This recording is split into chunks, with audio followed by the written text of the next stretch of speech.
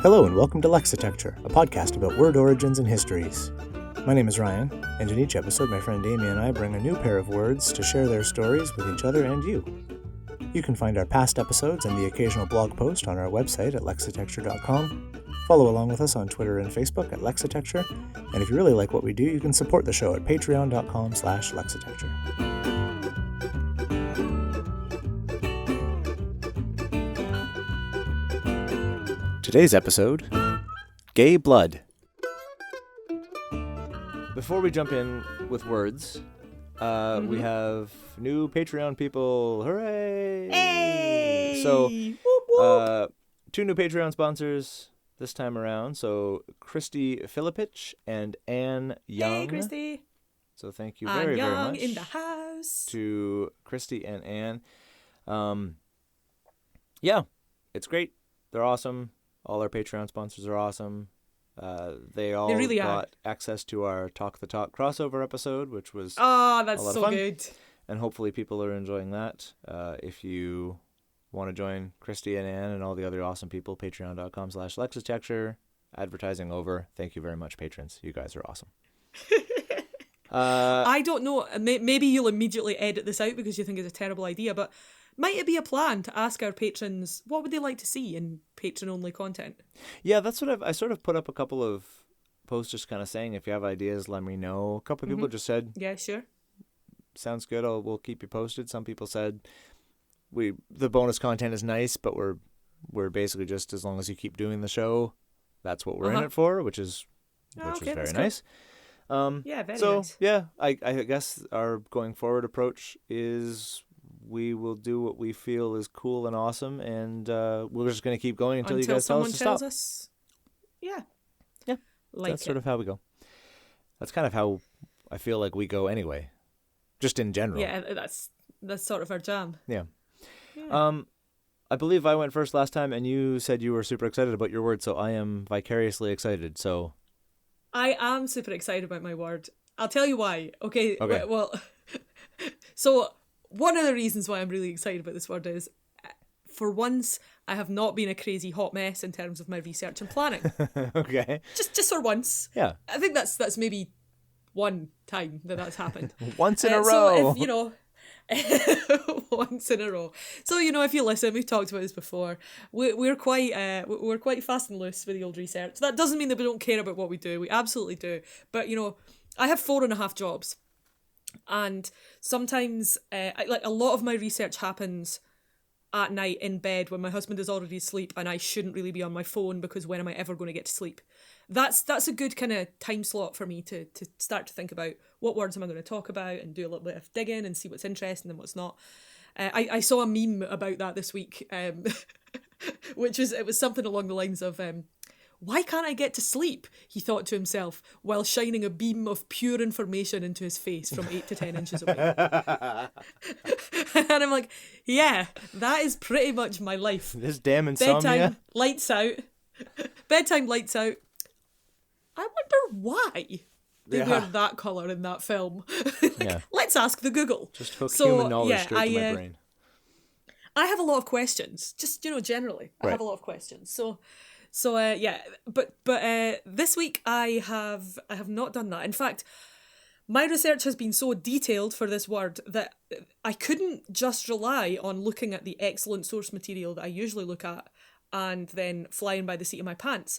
I have been defeated by this word. I had to compile quite thorough notes because, my goodness, it's a biggin', right? Neat. And if you feel that you have to cut me off because I'm going on too long about this word, I absolutely understand. Okay. That would be appropriate because I have a lot of things to say about the word blood. Oh. BLOOD. Neat. And blood is neat. Not for everybody. Some people get really, really squeamish about it. I understand that. Yeah. It is an old word. So, Etym gives it as coming from Old English blood, B-L-O-D, with only one O. Okay. Fluid which circulates in the arteries and veins.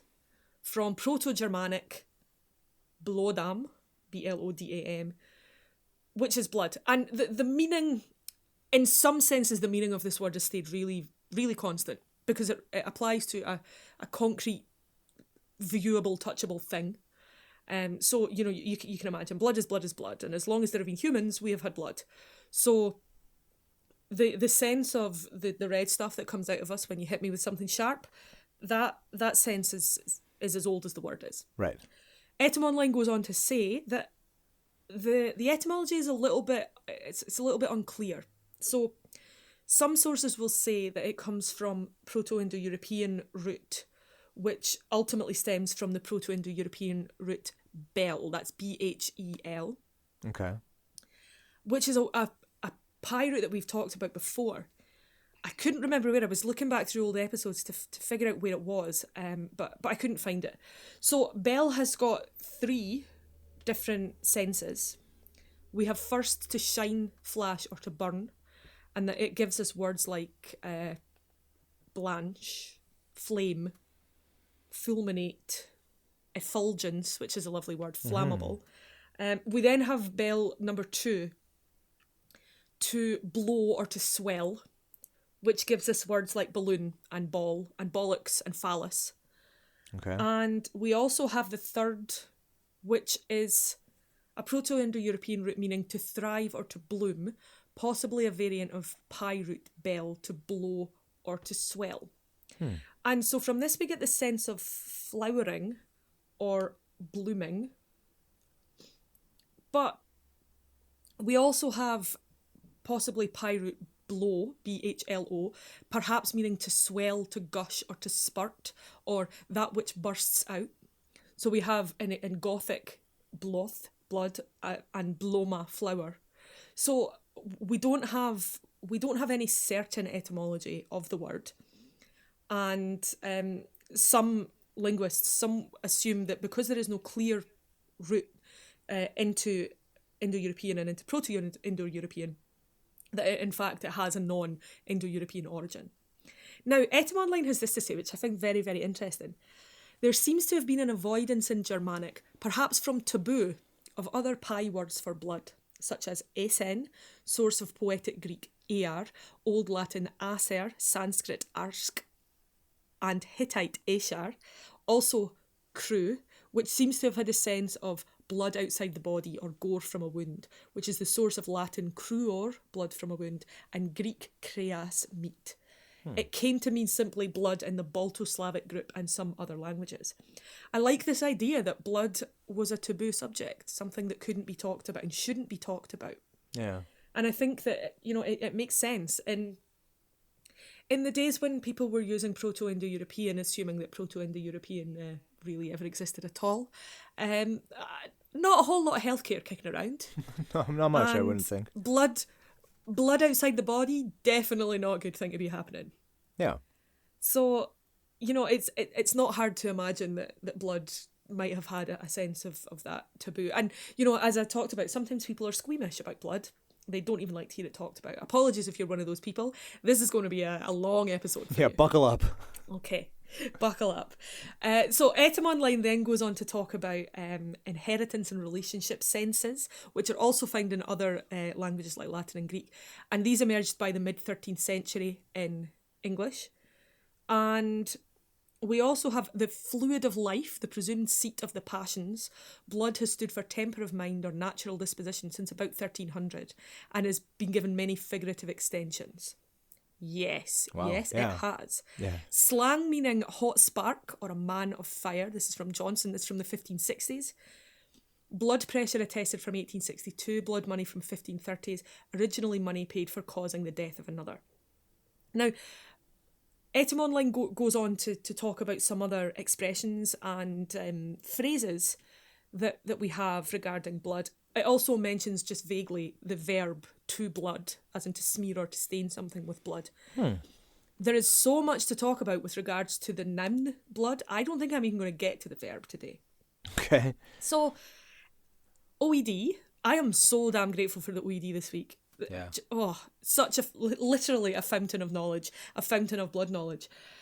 And we have, well, In the etymology section, we have lots and lots of examples of other Germanic languages that have this blod, bluot, blut, pluot, all these very, very similar variations upon the theme of the various ways that this word has been used.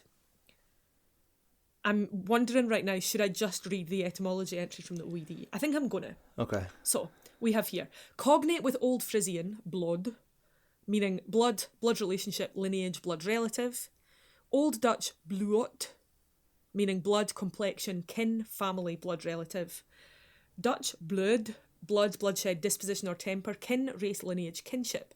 Old Saxon blood as one of the humours. Middle Low German blot, blood of plants, as in sap, bloodshed, blood relative, living being, person, rascal. Now, I'm only about 3 or 4 lines into the etymology, and there's quite a lot more. But one of the things that I find really, really fascinating about this word is this word has always had a lot of meanings. For as long as we're aware of it, it doesn't just mean the red stuff, which is really, really cool. Obviously, the red stuff is important. It's biologically important to us, and as we'll see through some of the other usages, it covers a lot of ground. But it's been covering a lot of ground for as long as we have a record of it in English. So I started to count in the OED. I started to count the number of entries that contain the word blood, either as a compound word or as a phrase, and there are more than 100. Wow. Quite a lot more than 100. And then, so underneath, I'm looking at the entry here on OED Online, and it gives you the word and its pronunciations, forms, etymology, la la la. And then it goes into the various different meanings. So I scrolled, and I scrolled, and I read, and I scrolled, and I read, and I scrolled, and I read, and I scrolled. And at this point, I started to think, Amy, there will be no keeping this stuff in your head and then talking to Ryan about it today. No, that's not going to work. Afraid not. Right. So what I did was I made some proper notes. Hooray! Oh, wow. Finally, I made some proper notes. Yeah. And here's what I discovered. Here's what I got interested in. This is an old word. It's one of these words that's onomatopoeic, but not obviously so. Okay. Blood, blood, blood, blood, blood, blood. And it feels like it feels like the word blurt. That sort of noise. The noise of wine coming out of a wine bottle that has... It's a great noise. That same kind of pulsing, flowing affair. Yeah. And I also, as part of the sort of organising of the data that I've done in these notes, I realised that I regularly look at these terms in the OED and I have no idea what they mean. So because it is such an old word, I had to find out, what does the OED mean when it says early Old English versus Old English versus late Old English? Right. Thankfully, the OED tells you everything, always, in the world. It's so great. I love it. It's handy like And early Old English is from 600 to 950 AD. Okay? Wow. Yeah. Old English, they take to mean 950 to 1100. And late Old English from 1100 to 1150. And although that wasn't always the case, 1150 is the period during which the language that we know as Old English is said to have stopped. That's the kind of line that they've drawn underneath it. Right. At one point it was 1250, 1225, I forget which one, but it's now, as subsequent editions of the dictionary, it's been kind of standardised. So just long enough after the Norman invasion that it really got supplanted. Yeah, I suppose that's probably the rationale for drawing the line in that place. Right. And even in early Old English, now we've talked very, very, very many times about how the first written citation isn't necessarily the first time that the word was used, right. Of course. And when you're looking at early Old English texts, your choices are fairly limited. Yeah. Because time destroys books. Yeah. And books have not always been preserved as well as they currently are. So, it's the whole national treasure scrolls from the Library of Alexandria type affair. Yeah, exactly. You know well that I hate Nicolas Cage, but I freaking love those films. Everyone's got one. Everyone says they hate Nicolas Cage. They've always got Well, one. National he does Treasure that 1 to you. and 2. Here you go. I just love the ridiculous, silly Indiana Jones romp of National Treasure. I love their we don't give a damn about actual history. Let's just make it fun approach, and yeah, good fun films. Absolutely. I also recently watched the episode. I don't know if you're up to date with Brooklyn Nine-Nine or not. Yeah. But the episode with Jake and Kevin and the Nicolas Cage DVDs. Yes. It's all so good. So there's one about a mandolin, and you kept it from me. Did I told you about my one-time project that I'm still got on the back burner that I might revive again? I had a project for a year I was calling Caged for a Year, where I set down a challenge to myself to watch every single Nicolas Cage movie ever made in the span of one calendar year and blog about it each time. I remember this. Yeah. I think this might have been the source for the great what when I said I hate Nicolas Cage. Yeah. I'm going to bring it back. One of these years I'm going to do an actual proper Caged for a Year. I'm going to go all the way through. Captain Crowley's mandolin was actually pretty good. What you need is to be in witness protection. See, if I was in, I just have to witness something terrible, and then I will finally finish my watch all of Nicolas Cage's filmography in a calendar year project. Perfect. It's also simple. So, Nicolas Cage aside. Right, yeah. Genuinely can't remember why I started to talk about Nicolas Cage and National Treasure. Oh yeah, Scrolls from the Library of Alexandria. So we can assume that there was a lot more written material in the early Old English period than we have access to, modern access to.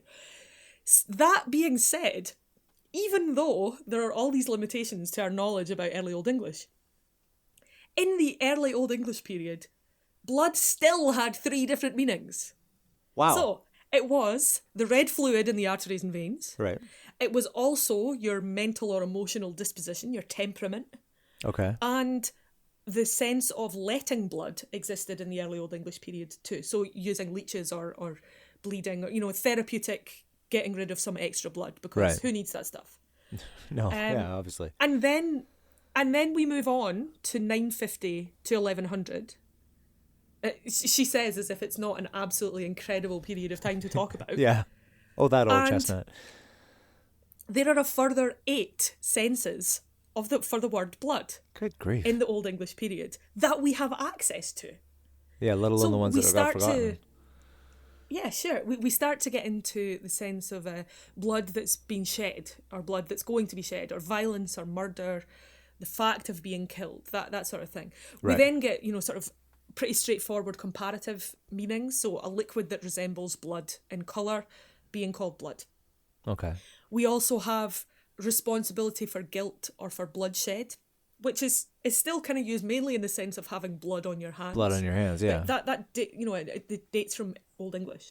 Wow. We then get, of course, the sense of bloodshed and sacrifice, particularly Christ's sacrifice, and reference to the blood of Christ in terms of, the sacraments and consecration and all that kind of thing. Right, yeah. We then get the sense of blood. Now, this one I like because, we know that there's red stuff in there, and if you take something sharp to a person, you'll see that red stuff on the outside rather than the inside.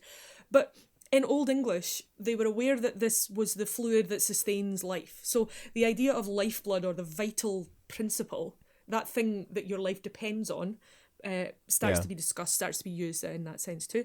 And also, way back in the Old English period, the notion of birth, lineage, heredity, blood that connects you to a person or your bloodline, your that ancestors. Type of, yeah, exactly. Specifically, that sense of the comparison, blood of the grape, referring to wine or grape juice. Oh, okay. And by this time, I couldn't find any specific late Old English citations for words pertaining to blood or meanings of blood. So by this time, we've gotten ourselves to about 1225. Okay? Okay. A further 2 senses of the word emerge within this century. So we have to let blood in the non-therapeutic sense, to cause someone to bleed, to kill them. And in 1275, this is amazing, in 1275, bloodstream. That is when the word bloodstream was first being used, being written down. So, yeah, Crazy. considering in those days no one had any sense of etymology and anatomy and sorry, not etymology, of anatomy, and certainly dissections weren't happening as far as we're aware in any sort of sense of inquiry. But Yeah. the idea of a bloodstream was there. I wonder if that's the So we get earliest, to- or what the earliest medical, anatomical, scientific, referring to the body or vivisections or life or anything else, like the terms that we still use now. I wonder what the earliest one, and if that's the earliest one. Ryan, please. I have work to do and sleep to have and a life to live. You can't go dropping projects like that onto me. You know, if I ever go to prison, then you can suggest things like that to me because I'll have time. Correction. Okay? You had things to do and people to see and places to go. You now have one mission. Yeah, that is a seriously interesting question. I like it a lot. So we're only at 300. We're only at 1300. Jeez. And in the next 100 years, we are going to see another 8 senses, another 8 meanings of the word blood. From 1300, blood as in one's family. Mm-hmm. From about 1325, the wonderful, I know you'll like this, in oaths and asseverations, chiefly with direct or euphemistic reference to the blood of Christ. God's blood! Neat. That sort of affair. Yeah. From the same sort of time, around about 1325, we have inherited characteristics, so blood is the sort of vehicle of heredity, and distinguishing members of a common family or a nation or a breed from other groups. People who belong to those particular lineages. So, you know, we see a lot of these words are they're well related to each other. You wouldn't call them completely new meanings, but they are new usages. Right. We then go on to, from 1387, very early, this sense of being of aristocratic birth or a good family, a good parentage. Oh, okay, yeah. More on that in a minute. That's, you sound a little disappointed, and there's a good reason to be disappointed. Like so many words that have been around for very many centuries, blood is kind of racist. Yeah. And by kind of racist, I mean super, super racist. Yeah. So we then get passion, ardour, spirit, which seems to kind of split into 2 camps. We either have that sense of passion in terms of anger or rage, you know, high emotions, or we have a slightly more positive boldness, fighting spirit, courage. And along with that comes the opposite. So you might describe someone as being bloodless who lacks those qualities. Oh, okay. We then also my date order is all messed up in this century.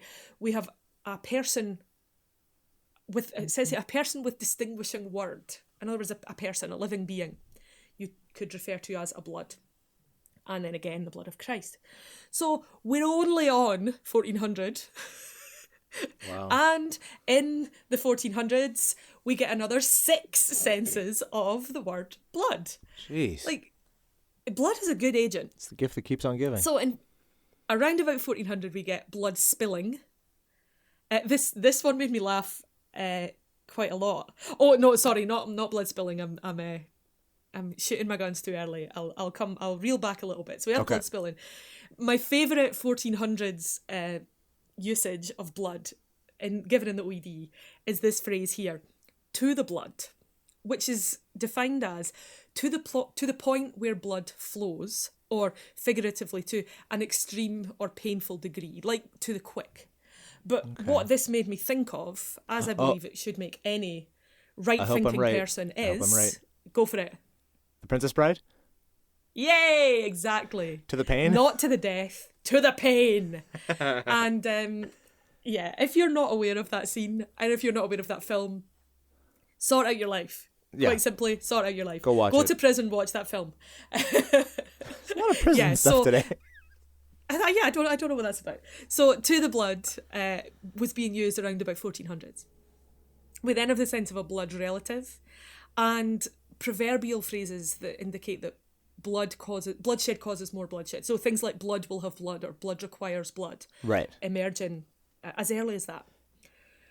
The physical nature of man, animal passions or base or fleshly appetites, and this phrase, interesting phrase, proximity of blood. So the fact or condition of being near or close in relation. So sort of like kinship or nature closeness. You and I are of, we have proximal blood, if you like. Right. So this takes us all the way to 1450. That's right, we're only at 1450. And the next 100 years will give us another 11 definitions for the word blood. Great. You can see now why I made some notes. Yeah, no kidding. So we start in roughly 1523, a disease of sheep characterised by sudden collapse and usually death. Who doesn't love a sheep disease? Yeah. We then sheep, have probably. 1535. Yeah, sheep are not fans. A stranger in blood, so someone who isn't related to you, or someone who isn't your friend.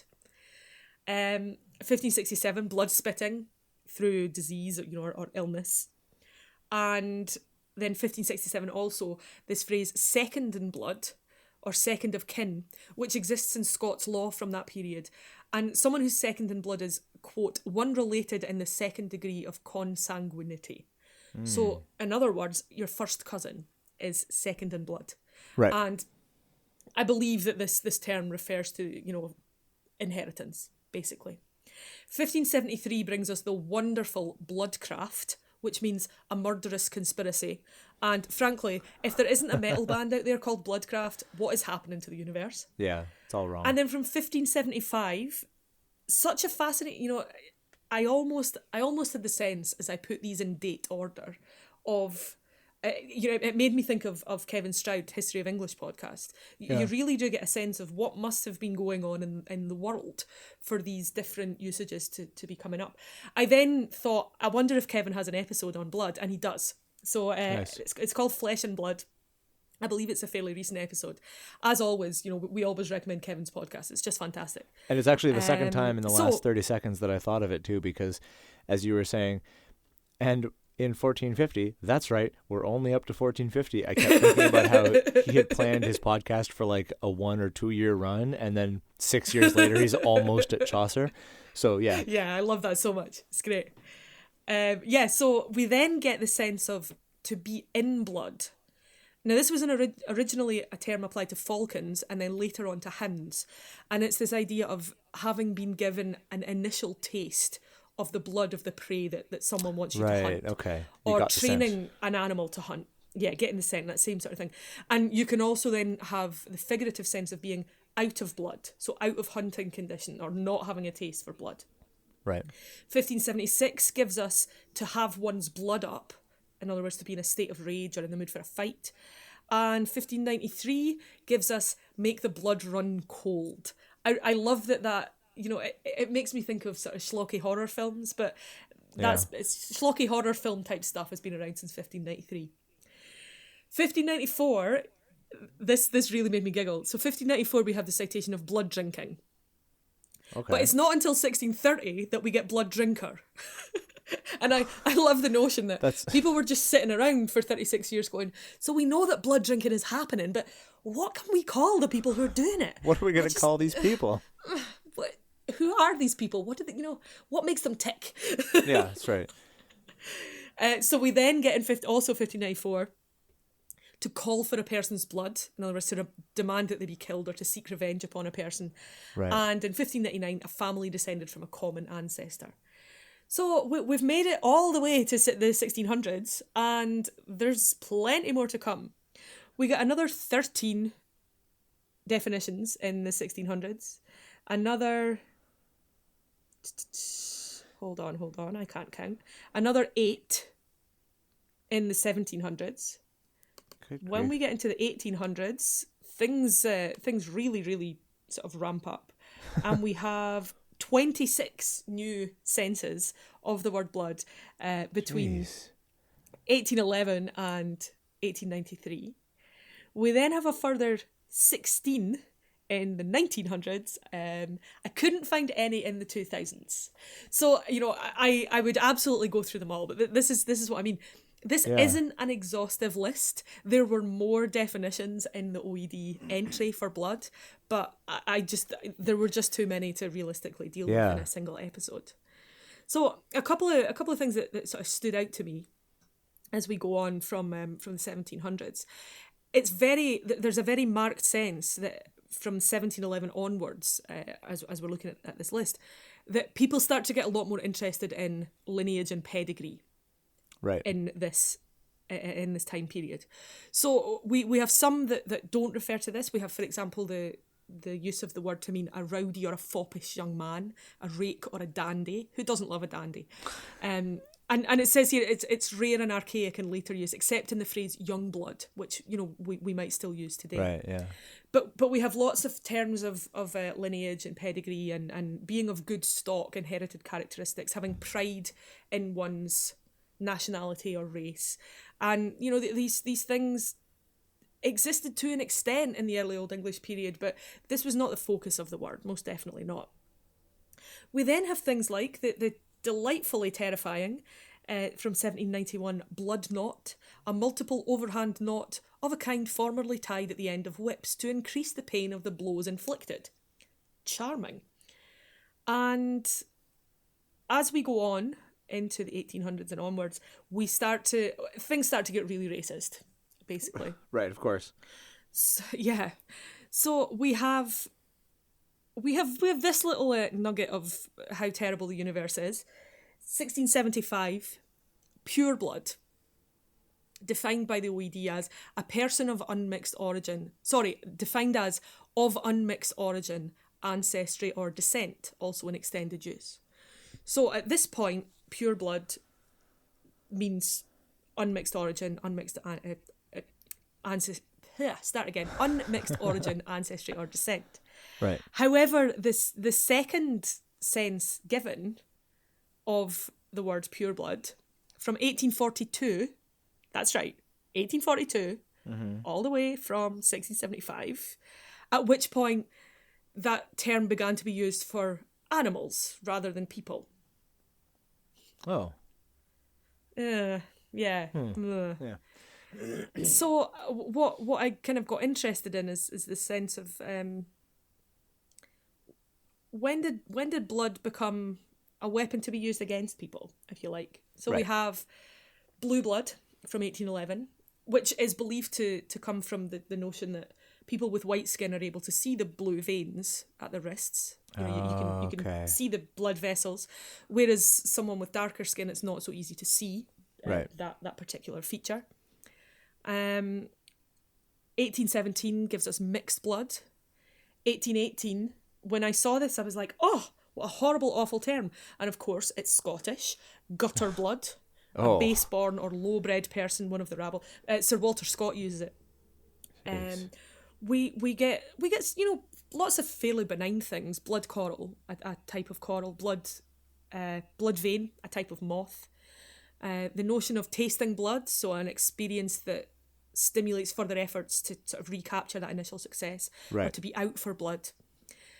We have, in 1844, blood Indians, as in the name that was given to a particular group or tribe of Indians. So you have citations in that group saying things like, the Bloods and the Blackfeet and the Sioux did such and such. 1856 gives us to smell blood, which is quite late. I would have thought that would have been an older one. And in around 1862, we get mixed blood, referring to a person of such descent. Right. That actually comes from Ralph Waldo Emerson, who was discussed in the Seeing White podcast, which was interesting. Let's leave it with that. Yeah. We have things like blood tingling, blood groove, a groove cut in the head or shaft of an arrow or spear to increase the amount of blood drawn by the weapon. Jeez. Only from 1873. That was an interesting one too. I feel as though these things have probably existed for a very long time before that, but in 1873 people started writing about them. Interestingly, blood transfusions date from 1866, or at least the phrase does. Giving blood or donating blood from 1875. And blood sports only come into the lexicon in 1893. That's unusual. That's surprising. Yeah, very much so. In 1911, we get blood type and blood results. Blood results in 1910, excuse me. And then also in 1911, we get this very interesting, quite horrendous phrase, blood libel, I'd never heard of this, but No. blood libel refers to the completely unfounded defamatory accusation that Jewish people used the blood of Christians in their religious rituals, especially in making Passover bread. Yes. So, yeah, you know, if you wanna really strike at the root of a strongly held emotion, use blood. That seems to be what we see from this. It seems to be the lesson there. Only in 1919 do we find the phrase to be out for a person's blood, in other words, to seek revenge upon someone. And then 1919 gives us blood typing and blood grouping. I really enjoyed this one. In 1922, we have the first written citation of the blood wagon, which is an ambulance. Oh, interesting. Followed later in 1942 by the Bloodmobile, which was a way mobile better. blood donation centre. Yeah, Bloodmobile is pretty great. Presumably that came around in response to the 1940 term blood drive, as in, you know... Right, yeah, the campaign to get people to donate soldiers are bleeding blood. quite a lot. We need this stuff. Yeah. Then we come a little bit later to 1965, where we have the African-American usage of a person, a black person, occasionally used in terms of like a group of or all of the black people, but like a form of address, a close male friend. Oh, like okay. the sort of words you would use instead of brother. Right, My yeah. bloods, going out with my bloods. Okay. 1971, depressingly, gives us blood doping. And hot on its heels, we have blood packing, which is the same thing, just a different term from the sense of giving yourself a blood transfusion in order to improve your performance. 1983 gives us a new blood post. This is a chiefly British usage. It refers to an academic post at a new university, typically for new, younger staff in response to a shortage of staff or a restructuring. Right. And then lastly, in 1999, we have the phrase blood diamond, referring to diamonds that are mined under unethical and often illegal and certainly immoral conditions. Thank you, Leonardo DiCaprio, and a terrible South African accent. Leonardo DiCaprio in a terrible South African accent. I couldn't find any from 2000 onwards, but you know, I feel as though there's more. Because what blood seems to do is it seems to flow. It flows out into almost every facet of our society, of our humanity. And I find it super duper interesting that this stuff that is supposed to stay inside has, you know, it almost provides a cultural societal history just by looking at the way that this word has been brought into service in so many different causes and so many different meanings. Yeah. It's interesting that blood. It's cool because it's obviously biologically so foundational that it makes sense that it would become a touchstone for people who just want to find a word for things or an expression. Yeah, sure. It's just sort of always there. The blood sport thing was interesting to me that it happened so late, because my first thought was, well, blood sports have been around for as long as people have been around, because people just like hurting people for sport and entertainment, and that's just how it's always been done. Yeah, sure. But then it occurred to me that maybe in the middle 1800s, like maybe blood sports became differentiated because that was the first time that there were sports that weren't blood sports. And so they needed to find a word for what had always just been called sport. Because there was it would be very things like interesting bear to baiting and investigate that. gladiatorial combat and dueling and all these other things. And it's like all of a sudden there's tennis. And so now we need to find a word for duels and gladiators now that there's like badminton around. And they're calling themselves sports, so we have to, you know. I'm absolutely imagining someone from the 1100s watching a game of tennis and going, well, it's good, but where's the blood? Yeah, when do they start stabbing each other with the... those are sheaths, right? They take the handle and they're going to stab each other with the rackets. Is that how this... I want my money back. I'm going home. Wow. How much? The strawberries are how much? That's, wow.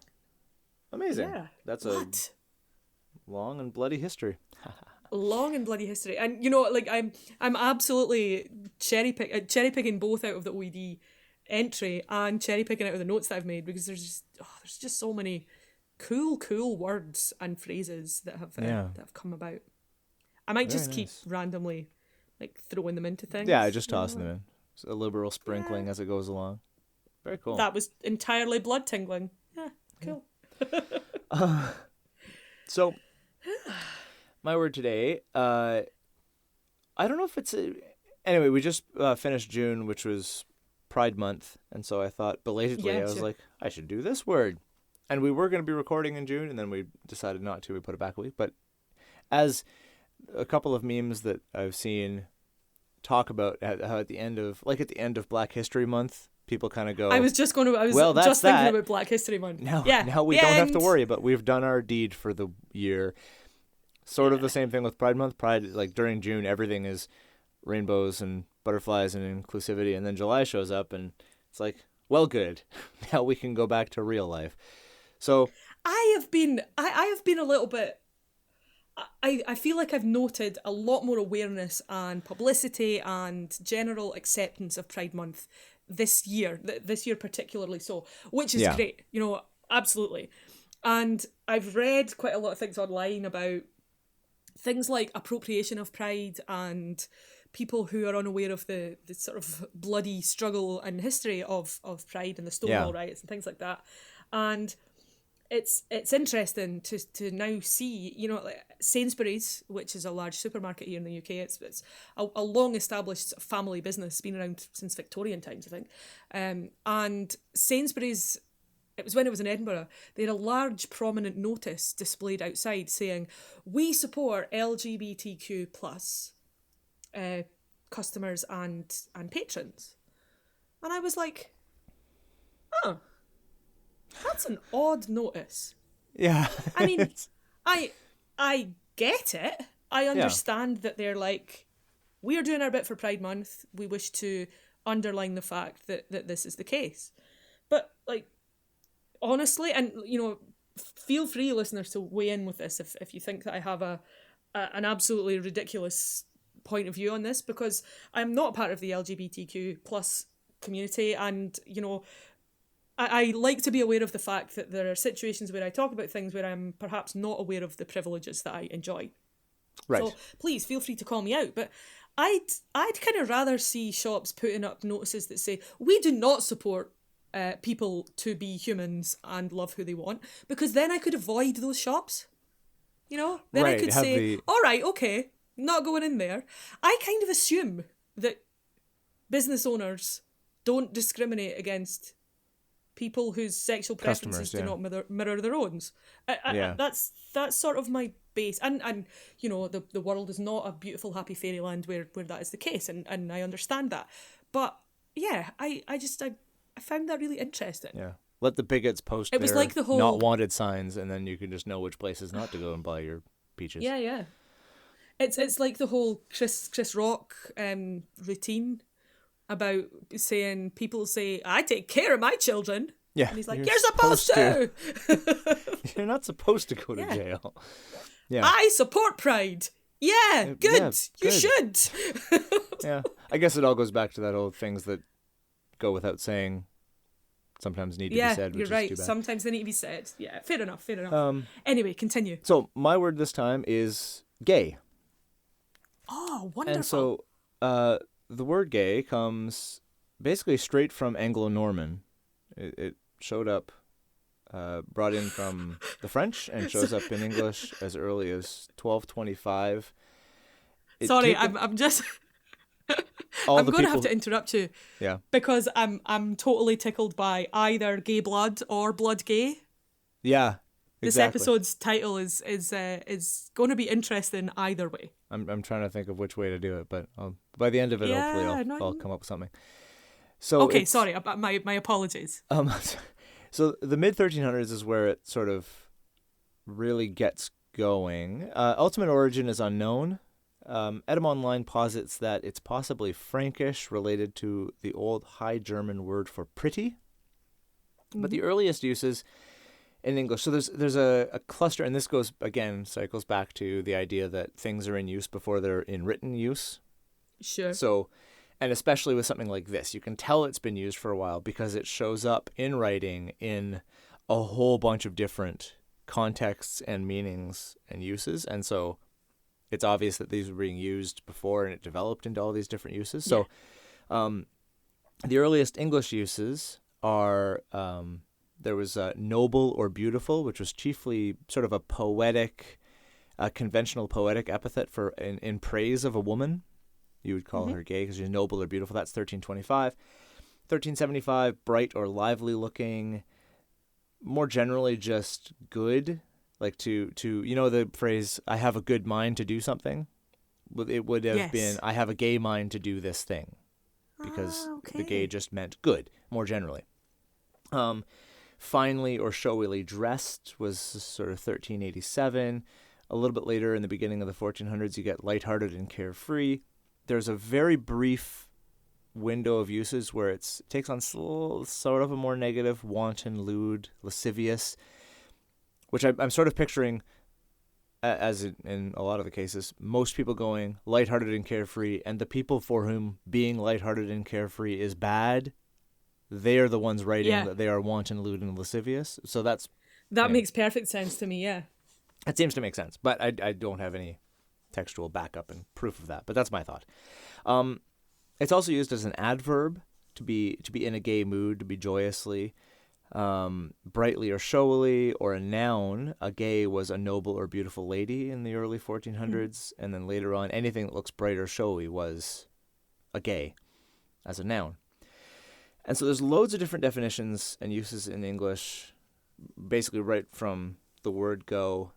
And it makes sense because the Old Middle French, which is where it comes from, has just as many. So here's the OED's rundown of the uses in French just before it arrived as Anglo-Norman in English. So you have of a face happy or cheerful that expresses gaiety, second half of the 11th century, or the 1100s, sorry. Amorous, 1160. Carefree, frivolous, fickle, 1165.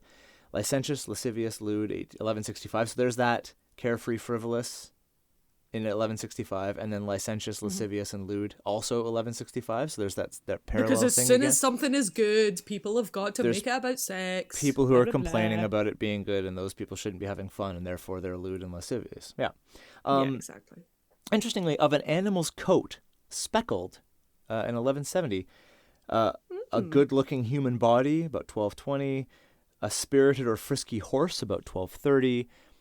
This is an interesting one also. Of the color green, bright or yellowish, as in vert gai in 1300, or any color that inspires or creates gaiety, 1382.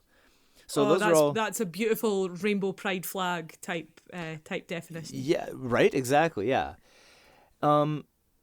And so I went to Smith's because it seemed like the kind of thing that he might have gotten into, and I wanted to know... Oh my God, I'm so excited to see what Smith has to say about gay. And I wanted to know, because again, one of the reasons I like Synonyms Discriminated is that it shows where people's heads were in sort of the mid to late 1800s, as far as, because that you can tell what people thought of words by what they associated them with as synonyms. Mm-hmm. Yeah, sure. So there's two entries. So I look up in the index for gay, and it appears as a synonym for cheerful, and then as a synonym for gaudy, Gaudy. Mm-hmm. So under cheerful, Smith says, quote, "Gay is a term which denotes less of animal spirits and expresses the brightness which appears outside in the appearance or the aspect of things external. It combines the ideas of cheerfulness and showiness. As cheerfulness is unruffled, mirth tumultuous, sprightliness buoyant, so gaiety is characteristically self-indulgent. The lover of gaiety despises, dislikes, and avoids the responsibilities, duties, and sobrieties of existence, and would, if possible, ignore its troubles altogether." Hooray! Which is fantastic. Sign right? me up. Yeah, exactly. The duties, sobrieties of existence could be ignored if possible. Like, yeah, who does that not refer to? That's kind of the reason why I can't be on Twitter very often. Exactly, because that's where the duties, sobrieties, and drawbacks of existence live, is on Twitter. They really do. And under gaudy, as a side note, gaudy, because I immediately looked that up and it's just a little aside. So gaudy comes from the noun a gaud, Gaud, meaning a trinket or a bauble, something decorative that just kind of nice. you ordain something with. So under gaudy, Smith says, quote, "Gay denotes such coloring as expresses or inspires gladness. Nor is it restricted to coloring, but life, activity, form, festive arrangement, and light equally contribute to a gay scene." A little bit later, the three terms, gaudy, showy, and gay, are applicable to inanimate substances as well as to persons, as gaudy furniture, showy dress, a gay parterre. Gay lies at one extreme and is a term of praise. gaudy at the opposite extreme as a term of dispraise, and showy lies between the two. Oh, I love Smith so much. Yeah. So that's... You know, our chat about the thesaurus came, you know, the reason that we first had Hey Roger and all that stuff came out of that sense of being a non-native speaker of English and being absolutely led up the garden path by a thesaurus. Yeah. Smith's thesaurus really consciously addresses that. Yeah, that's what I really like about it. It doesn't just say, here's a list of words, pick one you like. It says, here's a list of words, and here's exactly what they mean and why you should use this one over that one. Mm-hmm. That's, you know, a thesaurus, a modern day, current, continuously updated thesaurus like that, you know, a thesaurus in the mould of tools like the OED Online would be just outstanding. Yeah, it should be this instead of what we currently have as thesauruses. In order to really help like writers and people, you know, like it's really interesting. But so this, not just people learning the language, but people learning about, you know, native speakers and non-native speakers. Yeah, or people just wanting to use the language. Why that word isn't that word? Yeah, exactly. Yeah. Use the language better. So, anyway, yeah. So keep those two sort of things in mind, and just the light that the word gay is shone under. This is as late as the late 1800s, right? So, okay, this is, you know. Life, activity, form, festive arrangement, and light equally contribute to a gay scene. Like that's a stunning review, as it were. Yeah, for sure. What we have that's entirely missing from any written use so far, from 1225 through to 1925 or 1920, is anything to do with homosexuality whatsoever. It completely just doesn't exist. Gone. There are no ties anywhere at all. And so, are you telling me that homosexuality was invented in the 1930s, right? Yeah, that's clearly what I meant. Yeah. Otherwise, it would be unremarkable. Yeah. So, and you know, there is a really brilliant example of the limitations of dictionaries, the limitations of lexicography, because, you know, if something isn't being written down in a sort of a reasonably legitimate way, it doesn't exist. Yeah, it's tempting to think that. Yeah, for sure. And in the same way that it's tempting to think that the first OED citation is the first use, and it's easy to fall into that pattern. So that sense of there's no mention of that whatsoever. In the same way that in quote unquote polite society, it's not a topic of conversation that would easily come up the way that it could do today. Right.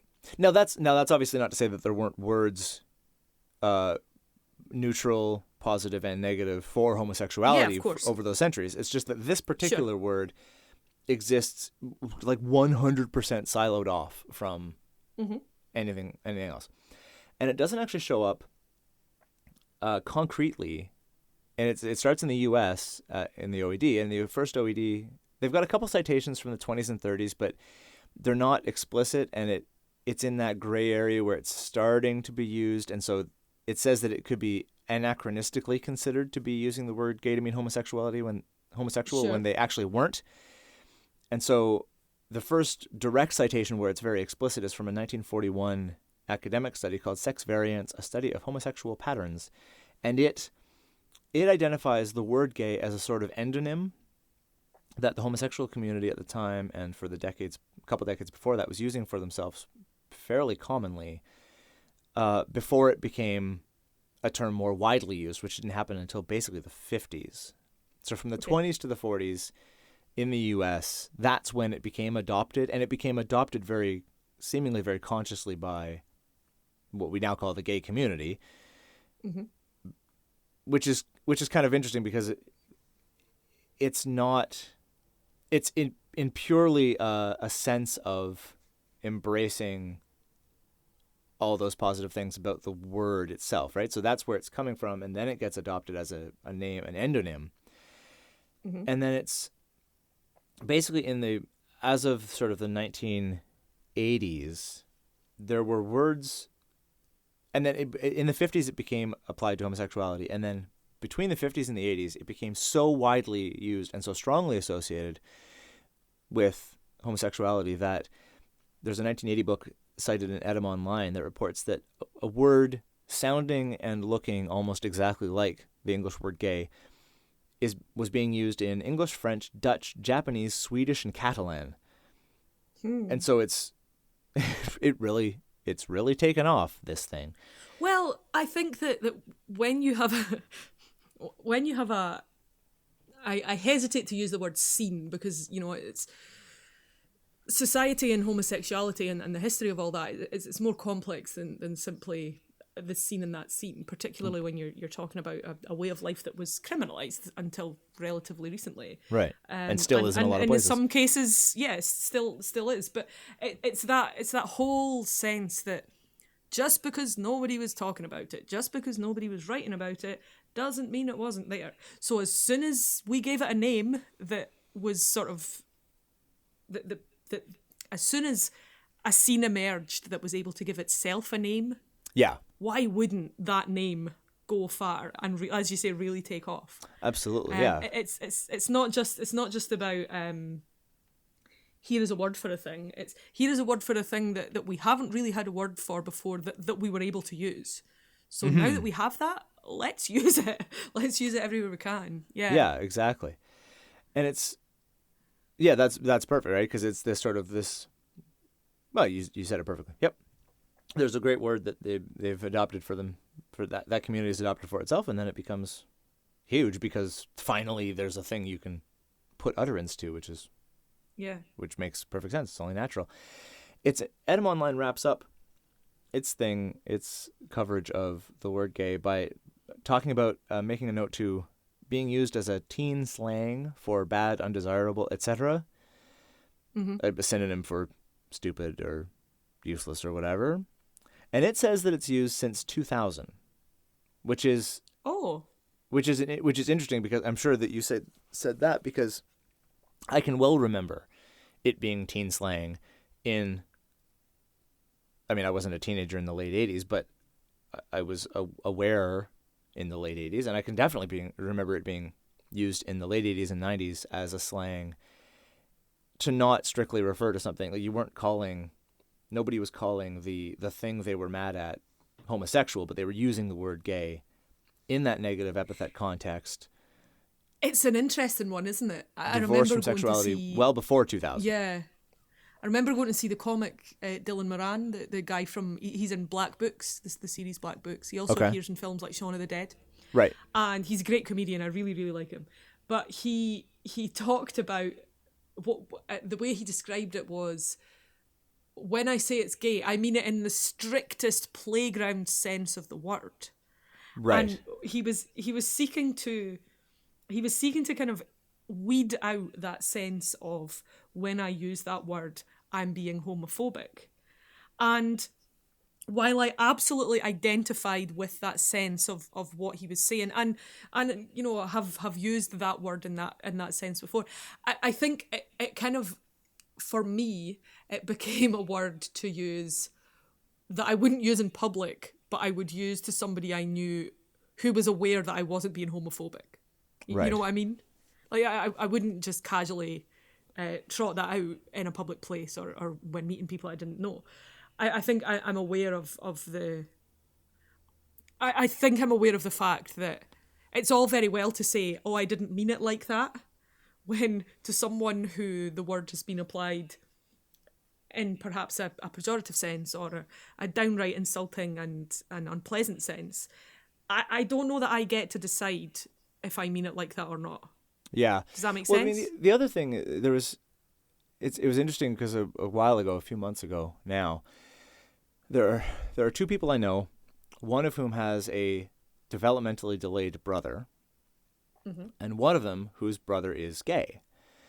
Okay. And they had this argument between each other because somebody used the R word, which is used in the same sort of sense as the word gay is to describe something that is undesirable or stupid or silly. Yeah, and sure. the person with the developmentally delayed brother got extremely upset by that, even though he uses the word gay in the same way that the other person was using the word retarded. And could not see how they were the same. Could not see how the other, because it was such a personal experience for him, and the other was Yeah, so I mean, other. And those so things are exactly the same, in my opinion. 100%, right? Yeah, In the same way completely that equivalent. in the same way that if you found out that, oh, that's so Scottish, was just a word that I had grown up using to describe something completely ridiculous and abhorrent. Yeah, I'd be like, hey, what? Right? Well, that's not cool. Something about your identity is used even if it's not. I'm not saying that thing is actually from Scotland. I'm still just basically taking your nationality and making it a byword for something stupid and unwanted. But it was just a really stark example of how blind spots work, and how you can be aware of one thing because of your personal experience, but still be completely unable to apply that experience by analogy to another thing.